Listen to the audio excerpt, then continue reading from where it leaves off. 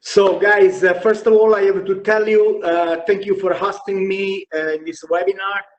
I have to say that we are safe and healthy. Actually, this is the 5th week we are in lockdown in Italy, but our production is still going on. So we are still bottling wine, we're still working in the vineyards. And most of the problem had been in the north side of Italy, not in Tuscany. So we had some problem in Tuscany, but it was not like in North Italy.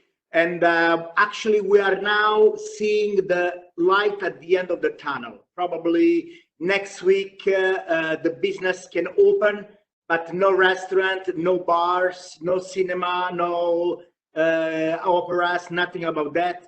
Probably for business, everything can open, but people can go outside maybe next month, maybe in May. But we are very positive. We are doing lots of good things and great ideas. So thank you for the lots of messages we receive every day from you. So what about Ruffino? Ruffino actually is a winery that was founded by Ilario Leopoldo in 1877. You know well, 1877, it was the time that everyone in Italy made wine, but wine was considered a house wine. Wine made because people needed to drink. Food was very simple, and so people needed to get calories by the wine. The food in Italy was based, and still now, pasta, pizza, polenta, risotto, so people couldn't get calories by the food, and so they got calorie drinking wine. And so Ilario and Leopoldo, they established the company because they love to offer at the Italian consumer higher quality of the wine. It was a Chianti Ruffino winery. So Ruffino became quickly an important winery and very well known.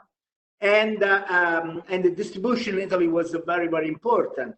At the same time, at the end of 1800, you know the story, we had immigrants, people that moved in North America, and following the immigrants arrived in North America, some product from different countries of the world. And from Italy, 2 products, pasta and wine. And so one of the wine that arrived in North America at the end of 1800 was actually Ruffino, Chianti Ruffino. So Ruffino arrived very early. So it was one of the first winery that arrived in North America. In fact, and we have here in the winery, and maybe some of you have seen, and or probably you will see next time you will be here in Italy, we have some gold medals, what we got during the 1893 in Chicago, when was the World Exhibition.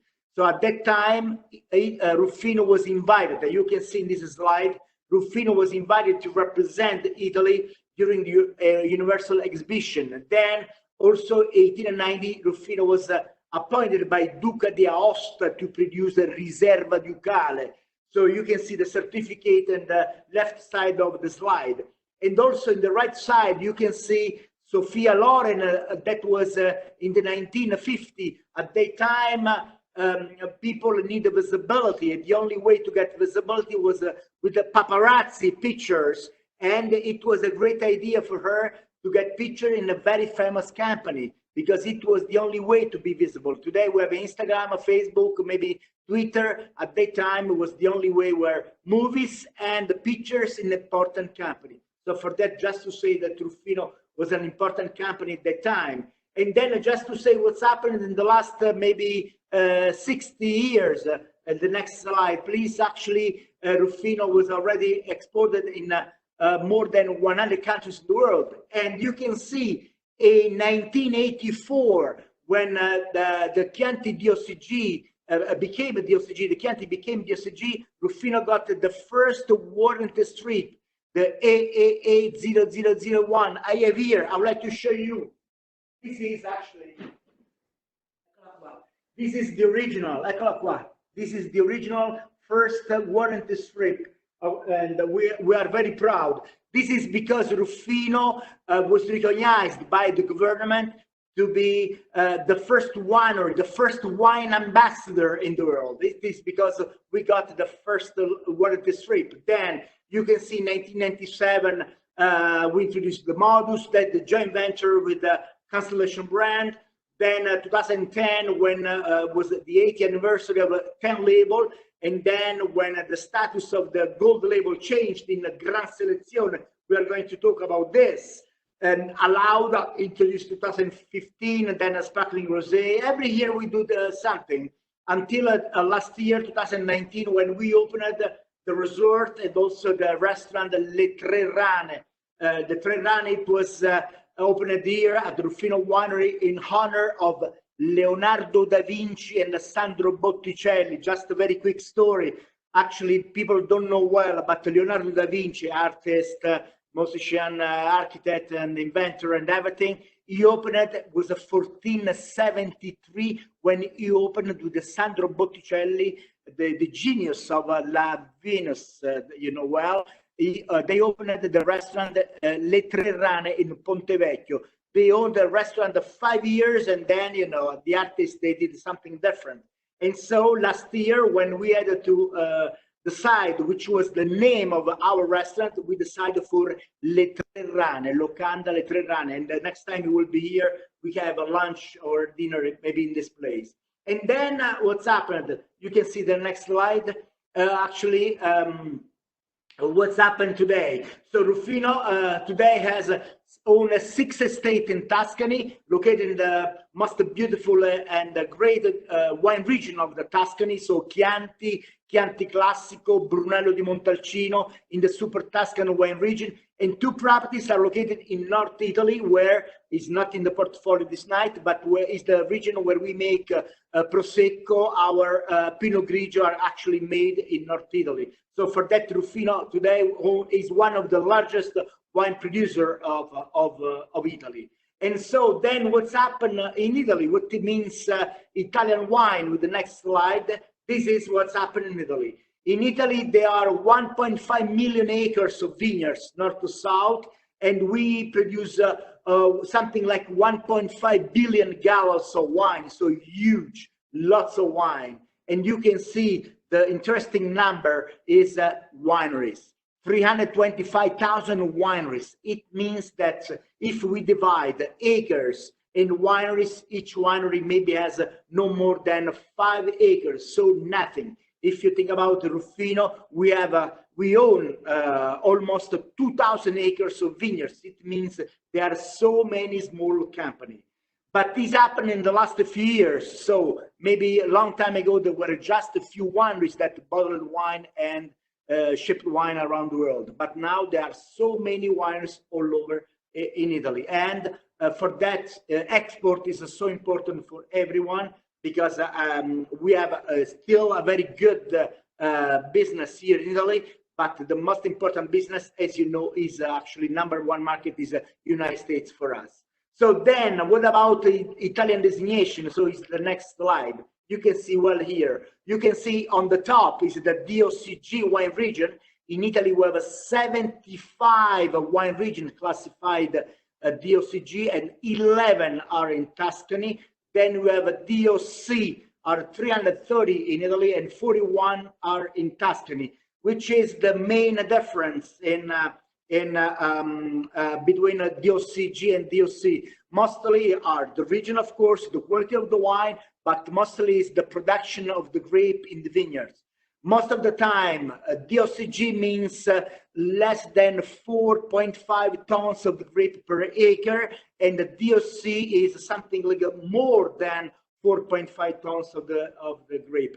But everything has to be made in the region. So for DOCG and the DOC, as you know, we have to harvest the grape, to make wine, to age the wine and bottle the wine in the region before to deliver the wine. Then we have the IGT wine region. Actually, you can see our 118 wine regions classified IGT, and 6 are in Tuscany. IGT means flexibility. So super Tuscan wine are in IGT wine designation. IGT flexibility. The winery decide the blend, the wine decide where to harvest the grape, decide the aging, the winery decide everything. So for that, IGT represent mostly the idea of the quality of the winery. And the Modus and Alauda are IGT wines. Then you can see table wine. Table wine actually is a cheap wine. We don't make any table wine, but table wine is actually in Italy is around 20% of the production. So DOCG, DOC, and IGT represent 80% of the production. Table wine represents 20% of the wine. And of course, the production of table wine is huge. It is because in Italy we cannot increase the production. Everything is closed. So if you like to replace the vineyards, we have to remove an old vineyards before, and in the same place we can plant the new vines. It's not possible to expand the surface of the vineyards. So with the next slide, we have actually our Chianti and Chianti Classico region. You can see in the middle is the Chianti Classico region. Chianti Classico is between Florence and Siena in the south. And the Chianti is everything outside. Then you can see Montalcino is just the south side of Siena, and Montepulciano is in the southeast of the Tuscany. So we have vineyards mostly in the Chianti Classico region. We have only 2 properties in the Chianti. We have 1 property located in the Montalcino region, that is Il Greppone Mazzi. So with the next slide, we have Sant'Edame Chianti Classico. Sant'Edame is a wine which we make, is a single estate wine. We make in the Sant'Edame estate since a long time ago. It was end of the 70s when we made this wine for the first time. And this vineyard is located at the 1,500 feet above sea level. You can see the varietals of the grape. So we have 80% Sangiovese. And as you know, Sangiovese is the most important grape varietal of Tuscany. In Italy, we have almost 600 different varietals of the grape, 600. In Tuscany, one of the most important is Sangiovese, is the historical varietal. And then we have a 20% of Merlot and Colorino. Colorino is another typical grape varietal of the Tuscany, gives color of the wine. Colorino is a small berry, thick skin, and red juice. And this wine aged 1 year, so Chianti Classico aged 1 year in the barrel before to release. And in Sant'Edame, you can see the affresco actually is the label of the wine. This is the affresco painted because we have a little small chapel in the property. This affresco was painted in 1300 by the school of Ghirlandaio, and the Ghirlandaio actually was the sort of the teacher of Michelangelo Buonarroti. So lots of history there. Sangiovese doesn't give us the same grape everywhere, but in each different region gives a different type of the grape. We are in these days planting new vines. You can see new vines, Barbatelle. Actually, the important is to get this piece. You can see this piece is from Mama Vine. Mama Vine is the vine which produces good grape, independent of the climate condition, but the good grape in that vineyards. And so when we need to replace the vineyards, we take the material from the Mama and we graft. This is the graft on the American rootstock. This is a rootstock. And so in that case, we can create a new baby vines. And so planting the same vine, same clone in the same place of the mom, we have the same quality of the grape and then style of the wine. But if you have a good grape in Montalcino, for example, and we know that Montalcino is a great Sangiovese, and we plant the vines of Montalcino in the Chianti Classico region, we don't have the same quality of the wine. It is because it's important to plant a specific clone vineyards per vineyards. It makes actually the difference because everyone has to be unique. Everyone makes good wine. We don't like only to make a good wine. We want to make unique wine that you can make only in that specific vineyards. And the Sant'Edame Chianti Classico is exactly an example of that wine. So then you can see with the next slide, maybe some vineyards. You can see, can you see the red vines? Red wines actually is a colorino, because the color is not only in the grape, it's not only the juice, but actually colorino is in the leaves. Vines are red. It means lots of the color. It is a very unique varietals. You can see part of the landscape of Sant'Edame that is at 1,500 feet above sea level. So then we have a next wine, actually, we are going to introduce is, eccolo qua. This is the pyramids of the quality of the wine. Chianti Classico. So until vintage 2010, so until at 2009, we had only two types of the Chianti Classico. We had the base, you can see the Chianti Classico regular. Chianti Classico regular means single or multiple estate, minimum 80% Sangiovese, and has to be aged at least 1 year before to release. And so then we have a Chianti Classico Riserva, is the same single or multiple estate, minimum 80% Sangiovese. Of course, the grape has to be selected much better because the wine has to age at least 2 years in the wooden barrels before to release. It was the only two, they were the only two appellations in the Chianti Classico region. But then the producers of the Chianti Classico, and they are 300, they had lots of discussion because they had to create something on top, something higher in quality. And so after many years of discussion, they decided to create a new designation. And so it got the name Chianti Classico Gran Selezione. But to be classified Gran Selezione, the wine has to be single estate. So we have to produce the wine, the grape in one property. The minimum aging required by the law are 30 months in wood, and then it's more stricter technical and sensorial parameters. So more selection of the grape, and of course the wine, you cannot make this wine every year. But when was created the Gran Selezione, and please the next slide, we were surprised of this because actually when was created the Gran Selezione, we had Riserva Ducale Oro made exactly in that way. So as you know, Riserva Ducale Oro is a wine which we made for the first time. I have here, for the first time, and you can see in the picture on the slide, Riserva Ducale Oro was made for the first time, was 1947. You know the story of Riserva Ducale. You have seen at the beginning the certificate of the Duke. We have to go back a little bit. Ruffino, 1877. 1890, Ruffino was a very well-known and famous winery in Italy. Italy was a kingdom. The cousin of king, Duca di Aosta, was a duke.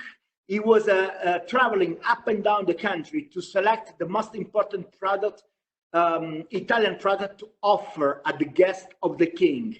He came in the winery, 1890. He tasted wine, was aging in the big barrel, and he loved that wine very much and asked the cellar master to reserve that wine for him.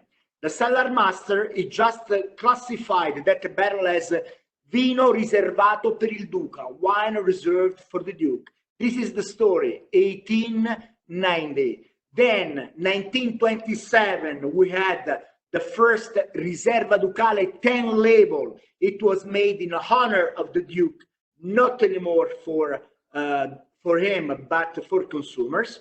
When in 1947, exactly 2 years after World War II, you know, Mamma Natura, Mother Nature, was so generous and produced a good grape because, guys, you know well, we can make good wine if we have a good grape. Technology help us just to maintain the same quality of the grape. So good grape, good wine. Bad grape, bad wine. This happened everywhere in the world, not only here.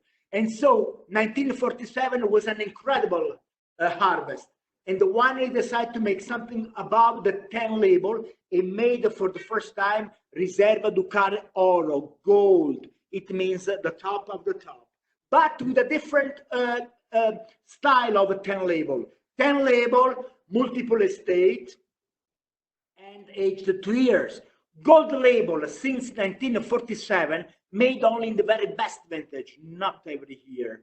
And this wine actually, for 1947 to 2015, that is the current vintage, has been made 32 times. And so for that, when it was classified as Gran Selezione, we were surprised, because all other producers, probably, they were following this style of wine to create something above the Chianti Classico Reserve. In fact, our Riserva Ducale Oro, 100% from Riserva 2009 became 2010 Gran Selezione. And still now, there are 300 producers of Chianti Classico, but only 77 they have a Gran Selezione available in the market. So, but our wine aged actually 3 years in oak and stainless steel, you can see there.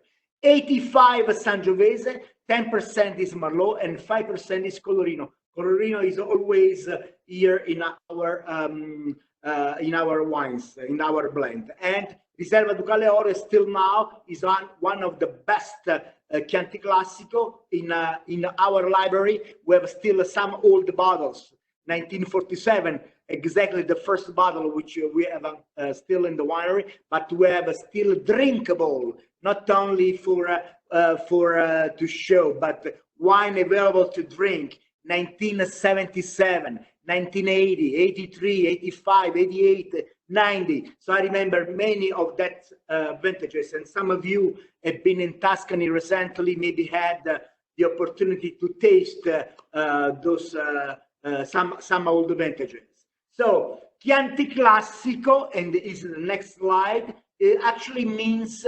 you can see beautiful landscape of the Gretole. Look at that, 100 hectares. It means 220 acres. 220 acres per one wine. It is incredible, because some winery, most of the wineries in 200 acres, they produce 10 wines. We produce in 220 acres only one. So it means that you have a huge opportunity to select the best grape for Riserva Ducale Oro. Riserva Ducale Oro, like Han said at the beginning, made only in the very best vintage. We don't make every year. Since 1947, it's been made only 32 times in almost 70 years. So just to have an idea how many times we made this wine.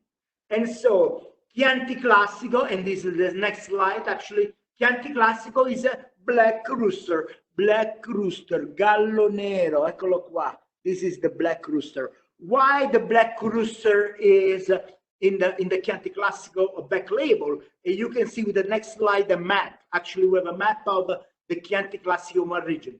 You can see Florence in north, in the Siena in the south. That area is actually Chianti Classico wine region. We have to go back long time ago. It was 1206 when in Florence there were some families, bankers, Medici, Strozzi, Peruzzi, Salimbeni. Also in Siena, some families were bankers. But Florence and Siena, they were not friends, they were enemy. They were fighting all the time because they were to conquer that piece of land, are almost 35 miles north to south of a Chianti Classico region. And so they fight until a day the Senese had an idea. The idea was an horse race, one person in the horse from Florence and one person in the horse from Siena, starting the race at the same time where they met each other. That was the border of the two provinces. So in Siena, they had the great horses. In Florence, the horse was not so good, but anyway, they had the time to select.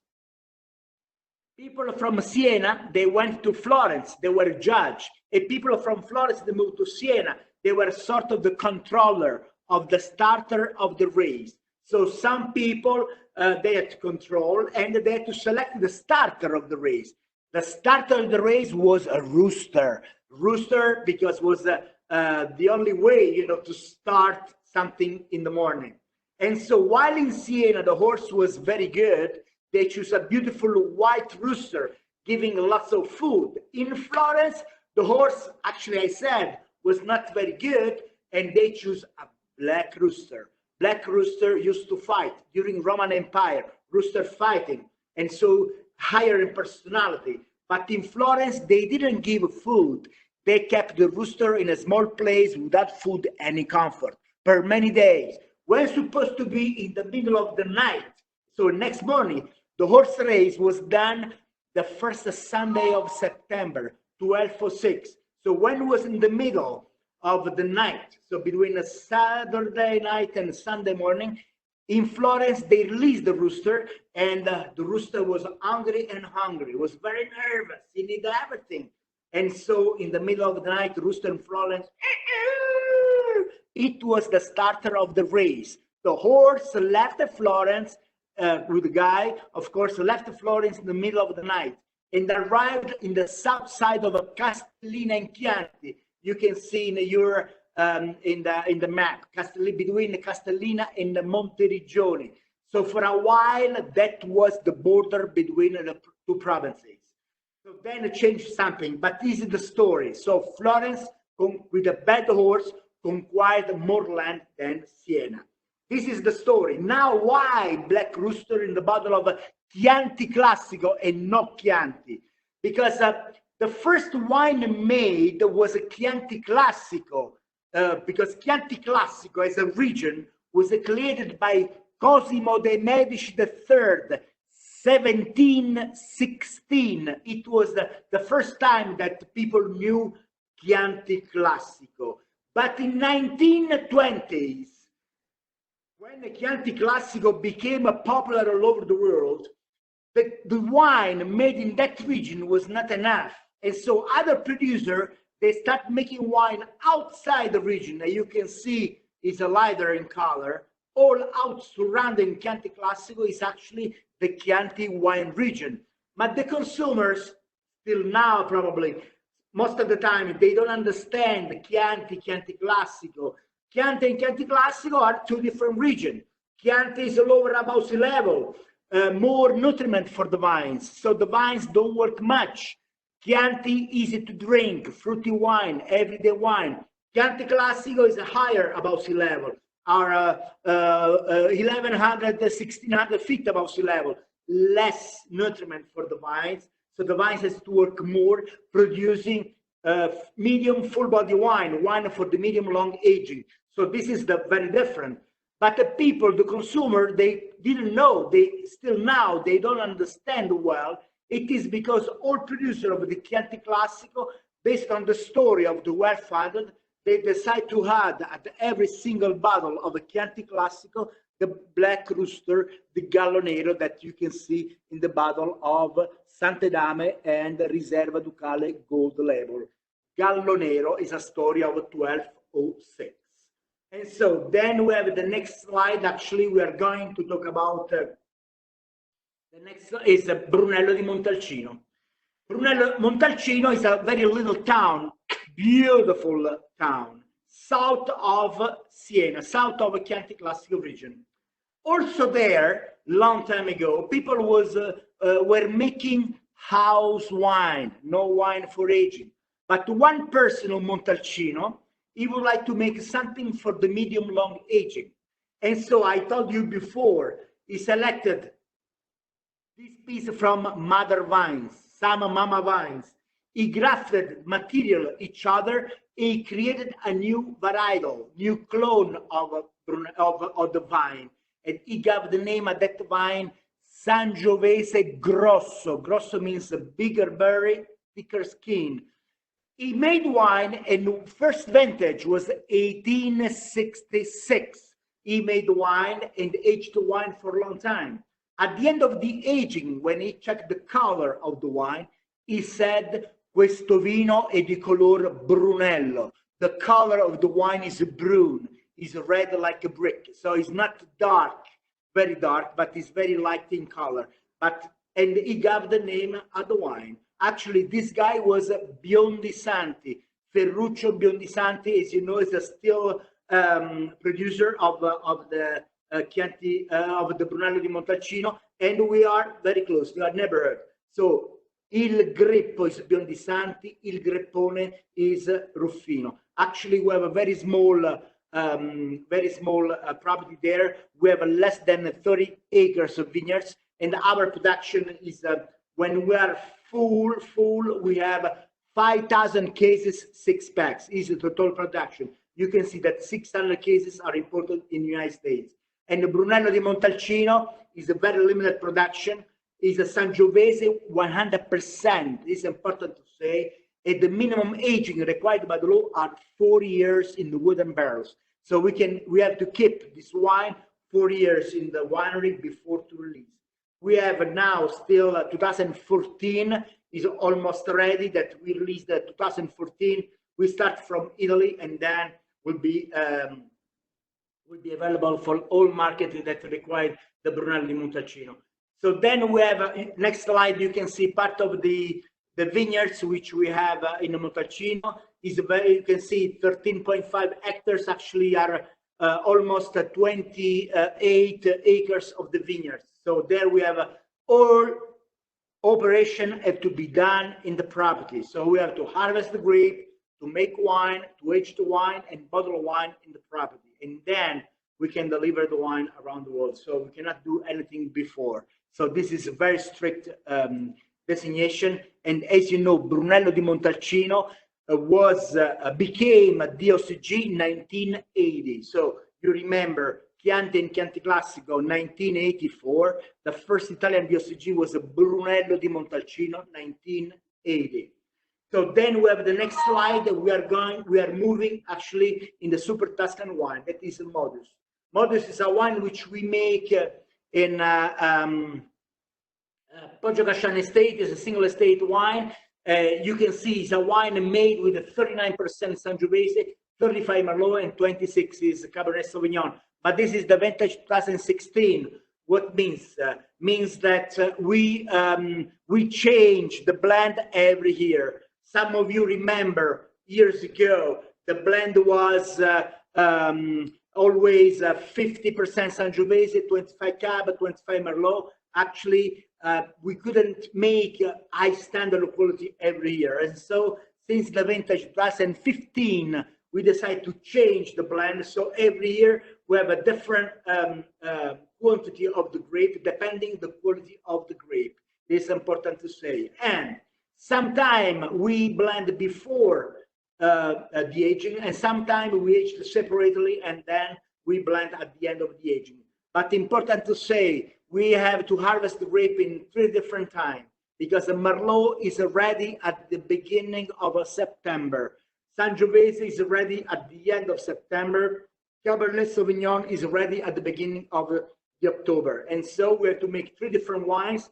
Then we taste the wine, and the winemaker, Gabriele, that Anna said before, is our head winemaker. He decides if it's correct to blend before and then to age everything for 1 year, or maybe to keep the wine separately, because sometimes Cabernet is higher in personality, and so we needed to age the Sangiovese and Merlot little less, couple of months less than Cabernet Sauvignon, maybe 8-9 months, maybe 1 year is Cabernet Sauvignon, and at the end of the aging, we blend everything. We kept the wine still 1 year in the bottle before to release.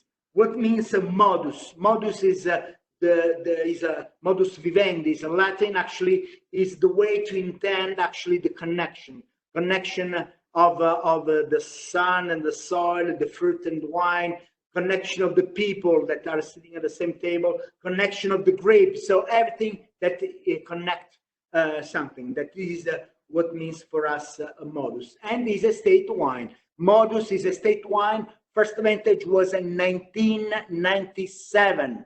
So 1997 was the first vintage. We have a still in the library, but not only to show, but also because we can drink, we can enjoy some old vintages of Modus, and I have to say that it still is a great emotion. It's still a great palette of wine, glass of wine, when we have the opportunity to open this bottle. So then we have the next wine, actually, is another Super Tuscan, because another Super Tuscan, and you can see the vineyards, actually, sorry, is Alauda. Alauda is another Super Tuscan wine, but Alauda is a very limited production. I have here a bottle I would like to show you. This is Alauda. Alauda is a wine which we made for the first time, was in 2011. So this wine was a wine made after years of the experiment, because as you know, Cabernet Franc is quite unusual varietal in this area, in this region. And after years of the experiment, Gabriele, with our vineyards manager, Lorena, because I have to say, 2 estates of Ruffino are female estates. So Brunello di Montalcino and Modus Alauda, that are made in the same property, are managed by girls. You know, actually, the cellar master, the vineyards manager, the estate director. So all of those are girls, for that are female properties for us. And after years of the experiment, our Lorena, the estate manager, and Gabriele, they decided to make a wine, because actually Cabernet Franc was very interesting for us also in this region. And they made the first production, where 400 cases, 6 packs. This was the first production, 2011. And also here, the blend, you can see 40% the Cab Franc, 35 Merlot, and 25 Colorino, change year per year. This is estate wine which we make only in our estate of Poggio Casciano. And also you can see, I don't know if you can see well, but each bottle actually has a number. You know, we make so far almost 1,000 cases, 6 packs is the total production of the Alauda. So Alauda and Modus, both Super Tuscan wines, thank you, Amy, are made in the Poggio Casciano estate. And this is, Modus is a Super Tuscan, Alauda is a super Tuscan wine. So guys, we have several times, we have a blind tasting with the top wines that you know well. I'd say top wine of a Super Tuscan, Ornellaia, Tignanello, Solaia, blind tasting. And so we have lots of surprise, because when we taste the wine, we decide our favorite wine. When we discover the label, actually Modus, that costs maybe 3 times less than I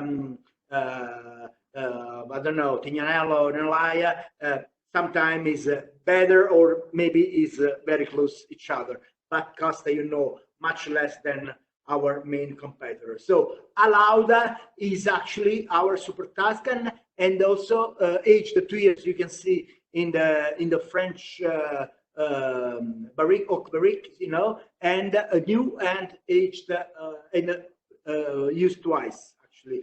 And Alauda means skylark, actually, in the springtime. So in next few weeks we have lots of skylarks, birds here in the area, and it is because the name of this wine. So then we have the next slide. I don't remember exactly which is.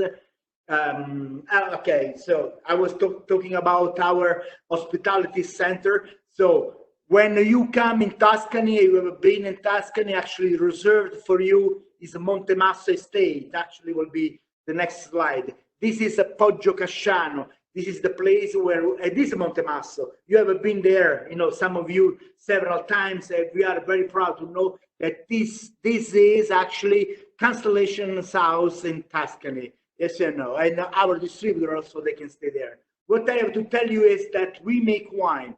We make wine, we try to make our best. To make our best means also sustainability. More than 60%, I said 2,000 acres of vineyards, but more than 60% of our vineyards are organic, because we have to go in that way. We have to respect Mamma Natura, because you know, and we are now in the middle of hottest time that Mama Natura does this and change our life. It means that we have to respect Mother Nature. We have to respect our old generation, because our old generation, they worked creating a beautiful region without money, only love and passion for the place where they grew up.